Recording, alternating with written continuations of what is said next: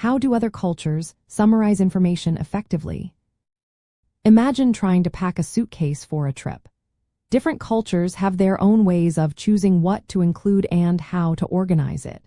When it comes to summarizing information for studying or note-taking, these cultural differences can really influence how you create your study guides.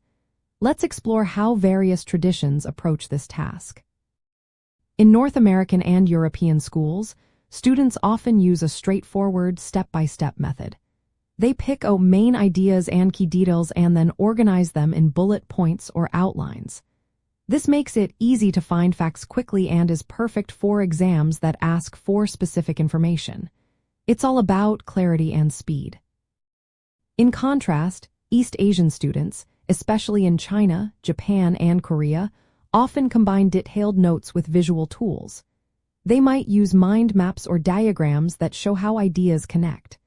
They also practice reviewing their notes multiple times, refining their summaries each round. This helps them understand relationships between concepts rather than just memorizing facts. Many African, indigenous, and Middle Eastern cultures have a long history of storytelling. Instead of writing dry summaries, they condense information into stories, metaphors, or proverbs. These narratives help remember lessons and add context. When they write summaries, they often include background stories or examples that make the facts more meaningful and easier to recall. Mediterranean and Latin American traditions tend to favor colorful and visual summaries. Students might draw diagrams, use different colors for different topics, or arrange information spatially on the page. This makes their study guides more engaging and helps them remember through visuals.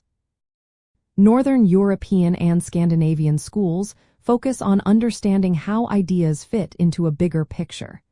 They often create concept maps that show how different ideas influence each other.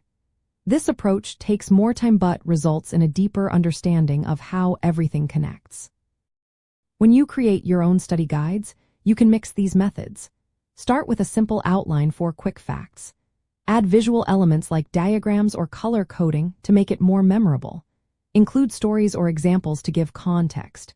Use concept maps to see how ideas relate. Review and revise your summaries regularly, just like East Asian students do. Combining these approaches makes your study guides more effective and tailored to your learning style. Different cultures value different types of information. Some focus on accuracy and detail, making longer summaries. Others prefer brevity and clarity, with shorter notes. Some summaries are direct and explicit, while others embed ideas within stories or examples. Understanding these differences can help you choose the best method for your needs. The key is to match your summarization style to your goals. If you need to remember facts quickly, use outlines and visual cues.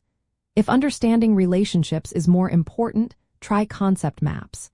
If you learn best through stories, include narratives in your notes. The most effective study guides often combine several of these methods, giving you a well-rounded way to learn and remember information.